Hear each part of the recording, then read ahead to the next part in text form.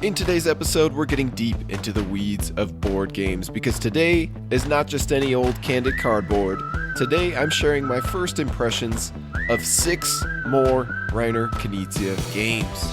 Those games include Lost Cities, the board game, Odd Socks, also known as Relationship Tightrope, Wiener Walzer, Medici the card game, Forbidden City, and Cat Blues.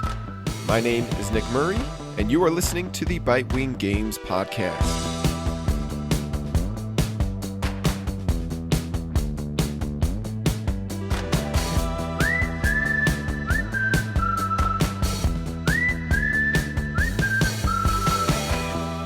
So we're going to start things off talking about Lost Cities, the board game, which I have one play of at 4 players. As a Knizia-phile, when an unexplored Knizia game lands in your lap, it's impossible to say no. I couldn't pass up the opportunity to pick up a cheap, used copy of Lost Cities the board game at a recent local seller's market event. There are now 5 different games in the Lost Cities line, and this is the 3rd one that I've tried after the original 2-player game and the roll and write. As expected, the core gameplay is preserved here, yet expanded to feature a large game board, which can host up to 4 players. You're still managing a tight hand, often wishing you could simply pass, and embarking on card climbing expeditions. But each card you play results in an explorer meeple advancing 1 step up the matching colored track. Once you start on an expedition, you're immediately in the hole by negative 20 points, and eager to get yourself into positive scoring territory. That's why it's important to commit to an expedition only when you know you have enough cards of that suit to make it worthwhile and enough time to actually play them. Where Lost Cities is likely among the most popular 2-player games of all time, most folks will find this to be a familiar premise. The unique aspects of the board game version are what make this spin-off interesting and worthwhile. Because you are advancing up tracks rather than simply tallying up cards, the math part of the scoring is significantly reduced. The game board also allows for Knizia to take advantage of some new opportunities, racing incentives, set collection, and variable bonuses. Each color or expedition will have a unique arrangement of bonus token spaces where tiles are laid out each round. Some of these tiles are first come, first serve, while others will benefit all who reach them. You may earn bonus points, a bonus movement to be used on any of your Explorer meeples, or an artifact that nobody else can have. These artifacts are particularly spicy, as earning a lot of them can gain you massive points at the end of the game, and earning too few or none can cost you loads of points. No investor likes to see their sponsored explorer come home empty-handed. Ultimately, Lost Cities the board game offers a unique, family-friendly twist on Lost Cities that notably supports more than 2 players. It certainly scratches the same itch of tight hand management and risky commitments, although die-hard fans of the original card game might find that this one lacks the same level of tension. Where the original card game has you agonizing over which cards to play or discard within its zero-sum head-to-head battle, in the board game it's easier to scoop up discarded cards from opponents who simply have bigger things to worry about. In other words, the board game is larger and longer, yet more casual and welcoming, for better or worse. But even in 2023, it still holds up as a solid family game. I give a fair prognosis to Lost Cities, the board game. Moving on, let's talk about Odd Socks, which I have one play of at 4 players. If you, like me, happen to travel hundreds of miles deep into the tabletop gaming hobby, beyond the Ticket to Ride train station, through the Dice Tower woods, across the Kickstarter ocean, and having weathered the storms of board game conventions, you will eventually find yourself in the dark, mysterious cave known as Amazon, Japan. That is once again where I found myself recently, and I certainly didn't come out unscathed. Odd Socks is the first of 5 Knizia games I giddily ordered from the other side of the world and happily printed English rules for.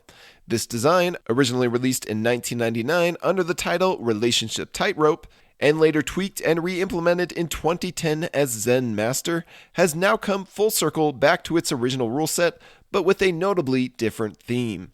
Here, you're simply doing your best to avoid collecting odd socks. But socks do what they do best, and somehow manage to end up all over the place, especially in front of your play area. The only way to get rid of these socks is to pair them up, and the player with the least socks wins. Interestingly, Odd Socks reminds me a bit of our own Knizia publications, Pumafiosi and Hot Lead. In all of these games, there is a subtle element of hand management, rolling with the punches as you decide when to save and when to spend your high, low, and middle cards. All the games feature a deck of cards that range from 1 to 55, or in the case of Odd Socks, 50. But what you're trying to accomplish with those cards is very different. In Odd Socks, you'll simply play a trick where the highest and lowest cards get nailed with sock tokens. There are no suits here, although every card notably has a charmingly unique sock design in the background. How many sock tokens you get nailed with depends entirely on the scoring card of the trick. Each trick starts with a new scoring card being revealed. One card will award 3 blue socks to the highest bidder and 3 red socks to the lowest bidder. Another will drown the highest player in 9 blue socks and the lowest player in 9 red socks. These scoring cards range from 1 all the way up to 9. So once you get nailed with socks of one color, you desperately want to collect a roughly equal amount of socks of the other color to cancel them all out and bring your score back down to 0. Deciding when to commit or dump certain cards in your hand is the bread and butter of this light card game. There are some subtle tactics lurking here that reward smart hand management, but there are 2 particularly potent twists to the design that really make it sing. First, the scoring cards have a couple zeros that nullify one color or the other of a particular trick's scoring card. This can make for a great opportunity to dump a super high or low card with no consequences, or a devastating discovery when you counted on this card coming up and it never did, because it was at the bottom of the scorecard pile, unused after all players' hands are empty. Second, if you manage to get a perfect score in a round, 0 socks in front of you after all cards have been played, then you are allowed to erase your worst score in a previous round. This adds much more tension to ridding your current round supply of socks as you gun for a comeback. Odd Socks may not be among the greatest Knizia card games of all time, and that's a very high bar to clear, but it's easily a pleasing casual card game well worth its latest rebirth. I give a good prognosis to Odd Socks. Moving on, we're going to talk about Wiener Walzer. I think that's how you pronounce it. But I only know how to speak English, so if I were to read it literally, it would be Wiener Walzer. But I suppose that's okay because this game does feature waltzing and a buffet, although these sausages are notably absent. I have one play of this at 4 players. Wiener Walzer, the Viennese waltz, dancing, and buffets. Although, if you have the Group S&E Japanese version, like me, you could easily be fooled into believing it's an anime waltz based in Japan. At any rate, in this game you'll be waltzing and feasting Knizia style. Wiener Walzer originated as a 2016 release in French, German, and Italian regions, and only last year hit the Japanese market with a new art style. This is actually one of Knizia's notable board games that has never seen an English release. I say notable because it features one of his most legendary mechanisms, tile placement. Thus, its English absence hasn't stopped Knizia fans like myself from picking up a copy from overseas. Fortunately, our fellow gamers at Board Game Geek are often thoughtful enough to translate the rules to allow us to do more than stare at the components and imagine the possibilities. To set up Wiener Walzer, you'll lay out a board and place various food dishes and neutral dancers, but mostly food, across the square grid of spaces. Each player has an identical supply of their own dancer tiles, which are shuffled and drawn one at a time into their hands. Your tiles range from the 0 value grouchy old lady or crotchety old man to the 5 value radiant lady or handsome man. And in case their demeanor didn't make it obvious, their number reinforces who you do and don't want to dance with. On your turn, you'll simply take the single tile in your hand and place it onto any space on the board that doesn't yet have a dancer, claiming the food tile from that space in the process. Once a dancer tile is fully surrounded by other dancers, this will trigger a waltz. The surrounded dancer will waltz with the adjacent, highest value dancer of the opposite sex. What this means is that the finest gentlemen will be competing for the most sought-after ladies, and vice versa. Of course, it also means that I can plop my old hag down in the middle of a bunch of proper young gentlemen and force one of them into dancing with her. The reason you might try to ruin a hopeful young dancer's night with an icky tile positioned at the perfect time is because both tiles flip face down and score their owners the full sum of their points. So even though my repulsive dancers are worth nothing on their own, they can earn me points by waltzing with a more prized dancer. It proved to be quite a tense and funny experience to see players swooping in on each other, foiling each other's grand ball plans, and stealing away dancer points. On top of that, you'll want to collect complete sets of buffet items. There are 5 different tokens: bread, cheese, cake, caviar, and cigars, as well as wild champagne. At the end of the game, you'll receive 5 points per complete set of buffet items, with champagne filling in the cracks as needed. Notably, these buffet tokens can have anywhere from 1 to 3 items on them. Not all tokens are created equal, so there is a careful balance between snatching up lucrative dancing opportunities and wolfing down the best platters. It makes for a lovely little game that should work well with any group and doesn't overstay its welcome. Additionally, the game even comes with optional event cards, which allow you to execute a special action whenever you play a 0 tile. We haven't tried those yet, and the game frankly doesn't even need them, but it's a nice addition for those who wish to spice things up. It's just a shame that nobody has bothered to bring this waltz to the US. I give a good prognosis to Wiener Walzer. Moving on, I'm going to talk about Medici, the card game, which I have 2 plays of at 4 players. Well, hot dang, this is a lovely card game. Even when nobody asked for a stone cold classic auctioning game, Medici, to have the auctions ripped out of it, Reiner provided us with a worthwhile answer. While it's true that players are no longer bidding with their points to claim goods and fill their ships, all of the other killer ingredients of the original Medici are preserved here, and there are even some compelling new ones added to the mix. Your turn is dead simple. Flip and reveal 1, 2, or 3 cards, or 0 if you'd like, and if the market already has cards in it. Then take 1 to 3 cards from the market and add them to your collection. If that were the entire conceit of the game, then I would be the first in line to burn this design at the stake. And frankly, one might assume that was the entire rule set based on some of the negative comments on Board Game Geek. Are you people sure you read the entire rulebook? But anyway, there is so much more behind the scenes here. First, you can only collect 5 total cards each round, and not all cards are created equal. Do you play it safe and take what you can see now, or do you hold out for hopefully better options later? You won't have all the time in the world because once everyone else fills their ship, you'll only get 1 more turn whether it fills your ship or not. Second, you must always take the last card in the market. So there is a zesty element of push your luck here, where you have to weigh the opportunity costs of stopping early against the risks of revealing an even worse card that clogs up your ship. That third and final card you flip may or may not be worth it, and the decision of whether to go to the limit is always thrilling. Third, you can additionally take up to 2 more cards, but your options are restricted to the very end of the market row. So revealing more cards can also completely lock you out of earlier and potentially better cards in the market. Fourth, just like classic Medici, there are several dangling carrots within the set collection competition. It's always good to gun for the highest valued ship, meaning the highest numerical sum of each round. The difference between first and last place is a massive amount of points. On top of that, you are competing with players for goods-type majorities. Both versions of Medici feature the perfect blend of scoring strategies that make various options painfully enticing yet at odds with each other. Once again, there is far more juicy nuance here than the game's detractors give it credit for. Yes, there is luck involved. That is one of Knizia's favorite ingredients. But it's the kind of luck that makes for compelling decisions and delicious drama. But why wouldn't I just play classic Medici instead? Well, Medici the card game manages to stand out and shine on its own in several ways. It's lightning quick, it plays better than Medici at lower player counts, particularly at 4 players. It's the obvious choice for folks who struggle with auctioning games, and it enhances the push your luck elements in delectable ways. I give a good prognosis to Medici the card game. Next up, let's talk about Forbidden City, which I have 3 plays of at 2 players. Where Forbidden City is one of the more recent Knizia releases, it's from 2018, meaning it's probably only the 40th newest Knizia release. That's what I would have guessed, but after checking, I was very wrong. Reiner has released over 80 more games since Forbidden City. That's 80 plus games in 4 years. Just think about that for a second. And now we've strayed so far from the start of that sentence that there is no hope in finishing it.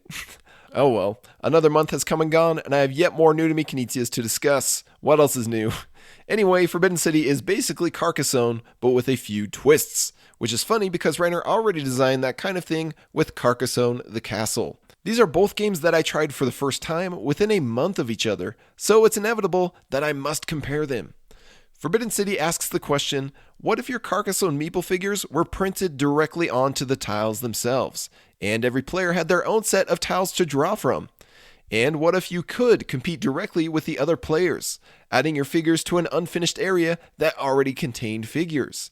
And what if scoring for a completed area also triggered scoring for adjacent connected areas? That last question is the most interesting of the bunch. Your tiles can have 3 possible colors or room types on them. You'll be linking up open ends with like colors, or you can simply put a walled side up against any end of a room. Some of the tile sides also have doorways, and those doorways create opportunities for massive scoring. Anytime you close off an area, that area will score first place, maximum points, and second place, half points, for the players with the most figures in that area. Those points can be huge if the room has any doorways leading to other areas, which will add their full point values to the score. Where players are limited to a single tile option in their hand each turn, they must decide where to commit, when to close off a room, and when to risk leaving rooms open. You'll score a point for every tile that makes up a room, plus a bonus 3 points for every dragon. It's as simple as that. The competition really becomes all about those doorways and the additional scoring potential they offer. Like a hungry leech, it's easy to suck even more points out of a completed room with a newly placed neighboring 1-tile room that is connected via a doorway. These bonus points don't even have to come from a completed room. It's allowed to score off of a monstrous glob of tiles that have no hope of being enclosed by walls. You just have to connect it to another room and complete that one. It's a perfectly fine game that offers a Carcassonne-like experience with a few twists to the formula. The only problem is that Forbidden City exists in the shadow of Carcassonne the Castle. Based on initial impressions, Carcassonne the Castle seems the more interesting and exciting game of the two.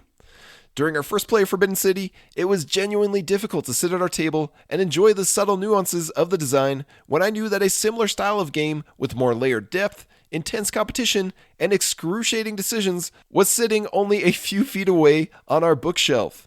I was ready to write this one off as a purely inferior Me Too type of game, but that is the moment where I knew it deserved a bit more exploration. Of course, as many overlooked Knizias go, our second and third plays revealed that there was more to peel back here. The biggest problem with Forbidden City is the fact that newcomers will naturally try to play it similar to how they play Carcassonne. It's easy to fall into this trap when so many of the mechanisms are identical. You'll spend your amateur turns connecting matching tile colors and competing for majority influence over the largest rooms. And if that is all there was to the strategy, then Forbidden City would be a rather redundant affair. But all it takes is one little scoring rule change to completely upend the true strategy of the game. The true magic of Forbidden City is found not within the rooms, but in the doorways. If my opponent establishes a strong presence in a lucrative room, then I shouldn't be looking to overtake them. I have zero control over what tiles enter my hand anyway, so the odds of me getting a matching tile to put me ahead in the room's majority is slim to none.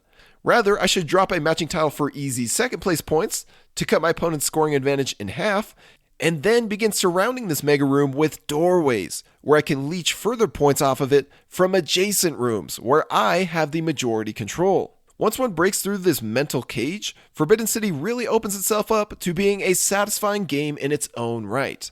I still don't know whether that's good enough to keep it around long term. All I know is that Carcassonne the Castle satisfies the same craving in a more flavorful way, straight from the first bite. I give a fair prognosis to Forbidden City.